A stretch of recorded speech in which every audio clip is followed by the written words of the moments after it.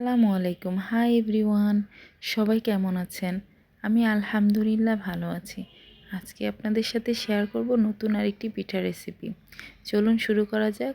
আমি প্রথমে আটা নিয়ে নিয়েছি, তারপর এখানে দিয়ে দিয়েছি সামান্য পরিমাণে ইস্ট এবং দিয়েছি একটি ডিম, তারপর দিয়ে দিলাম এখন লবণ। এটা পরিমাণ মতো দিবেন। তারপর সবগুলোকে একসাথে মিশিয়ে নিচ্ছি।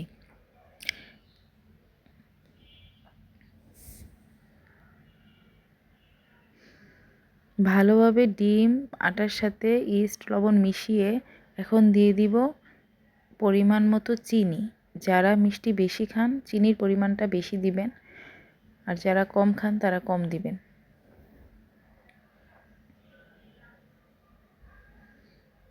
আমি এখানে একটু বেশি পরিমাণে চিনি দিচ্ছি কারণ আমরা মিষ্টি বেশি খাই। দিয়ে ভালোভাবে চিনি আবার মেখে নিচ্ছি আটার সাথে।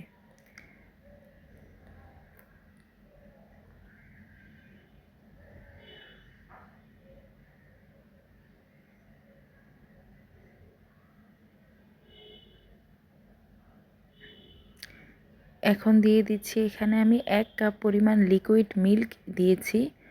আপনারা এর চেয়ে বেশিও দিতে পারেন।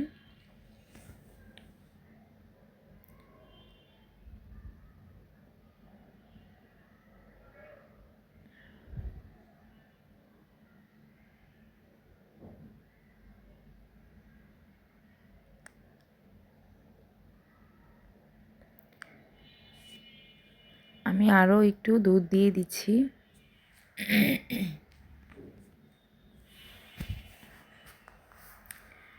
দিয়ে ভালোভাবে আটার সাথে মিশিয়ে নিচ্ছি।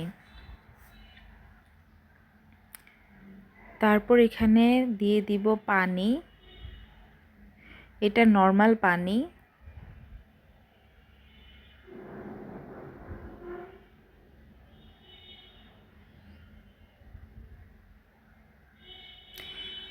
নর্মাল পানি দিয়ে ভালোভাবে মিশাতে হবে।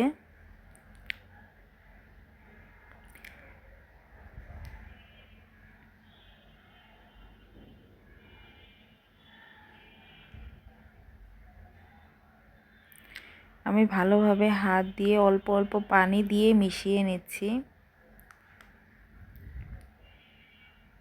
কিছুক্ষণ হাত দিয়ে এভাবে মিশানোর পর আমি এখানে হ্যান্ড ব্লেন্ডার ব্যবহার করব।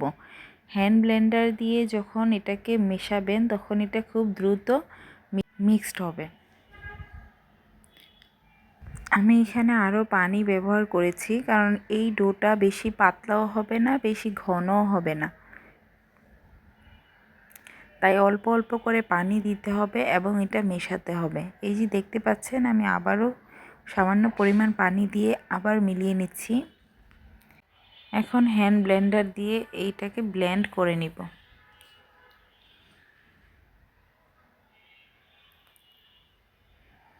এভাবে করলে কাজটি অনেক সহজেই হয়ে যায়। তারপর এই গোলাটাকে আমরা রেস্টে রেখে দিব 3 ঘন্টা। 3 ঘন্টা পরে আমরা পিঠা বানাবো। তখন পিঠাগুলো ফুলে ফুলে উঠবে এবং এগুলো খুব সফট হবে। সাথে সাথে বানালে পিঠাগুলো শক্ত শক্ত হয়ে যায়, খেতে ততটা মজা লাগে না। এই তো আমার পিঠা গোলানো শেষ। এখন আমরা পিঠা বানাতে শুরু করব। আমি 3 ঘন্টা রেস্টে রেখে তারপর বানাতে এসেছি। কড়াইয়ের মধ্যে পরিমাণ মতো তেল দিয়ে তেল গরম হলে এখানে এখন পিঠা দিয়ে দিব। এই যে দেখতে পাচ্ছেন ছোট ছোট করে গোল গোল করে পিঠাগুলো দিতে হবে, তাহলে এটা ফুলে ফুলে উঠবে। যখন পিঠাগুলো লাল লাল করে ভাজা হয়ে যাবে তখন এগুলাকে আমরা তুলে নিব।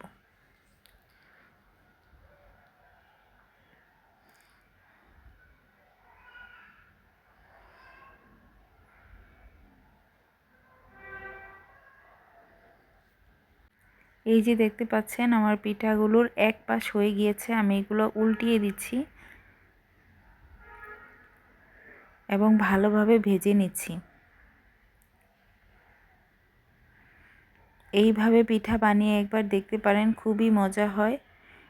অল্প উপকরণে বাসায় এত সুস্বাদু পিঠা বানানো যায়। পিঠাগুলো রেখেও খাওয়া যায়, নর্মাল ফ্রিজে রেখে 2-3 দিন খেতে পারবেন। খুবই মজা হয় পিঠাগুলো। আমরা তো প্রায়ই পিঠাগুলো বানিয়ে খাই। এই যে দেখতে পাচ্ছেন আমার সবগুলো পিঠা বানানো শেষ এবং পিঠাগুলো দেখতে যেমন সুন্দর হয়েছে, খেতে অসাধারণ হয়েছে।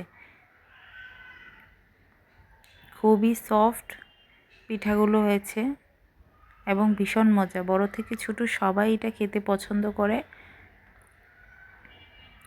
দেখেন আমি পিঠাটা দেখিয়ে দিচ্ছি কতটা সফট হয়েছে। আজ এ পর্যন্তই। দেখা হবে নতুন কোনো ভিডিওতে, নতুন কোনো রেসিপির সাথে। ততক্ষণ সবাই ভালো থাকুন, সুস্থ থাকুন। আল্লাহ হাফেজ।